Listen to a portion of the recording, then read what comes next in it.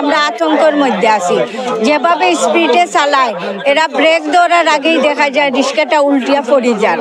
তখন আমরা এগুলা খুব ভয় পাই যে প্রতি মুহূর্তেই আমরা আতঙ্ক নিয়ে বাইরে যাই।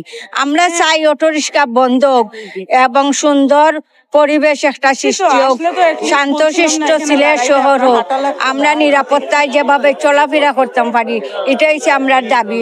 7 তারিখের ভিতরে সিলেট থেকে সকল ধরনের ব্যাটারি চালিত অটোরিকশা অপসারণ করা না হয় তাহলে 8 তারিখ থেকে বৃহত্তর সিলেটে আমরা পরিবহন কর্মবিরতির কর্মসূচি দিয়েছি এবং আমাদের কালকের কর্মসূচির প্রেক্ষিতে আজকে সিলেটবাসী অর্থাৎ সিলেটের সকল রাজনৈতিক নেতৃবৃন্দ, সুশীল সমাজ সবাই একত্রিত হয়ে সিলেটবাসীকে জানান দিচ্ছে যে সিলেটে ব্যাটারি চালিত অটোরিকশা চলতে দেওয়া হবে না। আমরা সবাই রাজনীতির ঊর্ধ্বে, এখন হচ্ছে সবচেয়ে বড় স্বার্থ সিলেটের স্বার্থ। এবং আপনারা দেখে থাকবেন কিছু সিলেট বিদ্বেষী সিলেটিরাও এদের পেছনে যে সহায়তা করছে।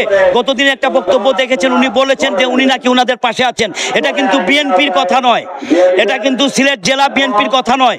উনি নিজের থেকে একটা অতি উৎসাহী হয়ে এটা বলে দিয়েছেন, কিন্তু সিলেটবাসী জানতে চায় উনি কে।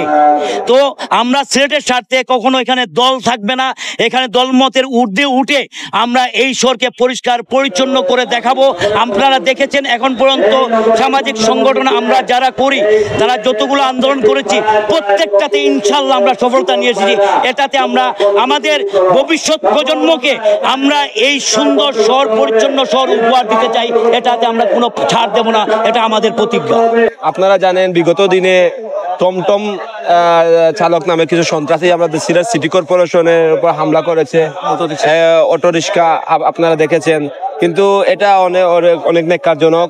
আমরা চাই আমাদের সিলেট একটি সৌন্দর্য সমৃদ্ধি সিলেট যেভাবে থাকে সবসময় থাকতে। আপনারা দেখেছেন বিগত দিনে ফুটপাত নিয়ে অনেক সাধারণ জনগণ আন্দোলন করেছে। আসলে ফুটপাত যদি হকার নির্দিষ্ট স্থানে চলে যায় তাহলে আমাদের সিলেটের জন্য ভালো। আর যে অটোরিক্সা না চলে, যদি ফেডারেল রিক্সাটা চলে তাহলে আমাদের সাধারণ ছাত্রদের জন্য যেমন ভালো হয় এবং সাধারণ শিক্ষা ব্যবসায়ীদের জন্য এবং সিলেটবাসীর জন্য ভালো হবে। বিগত কয়েকদিন ধরে অবৈধ ব্যাটারি চালিত রিক্সা এবং অবৈধ স্থাপনা আমাদের সিলেটের আপমজনা সাধারণ চলার পথে অনেক ডিস্টার্ব হয়েছে।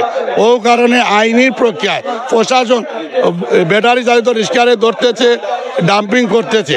এইটার প্রতিবাদ কিন্তু আমরা করি নাই, এইটা প্রশাসন করতেছে।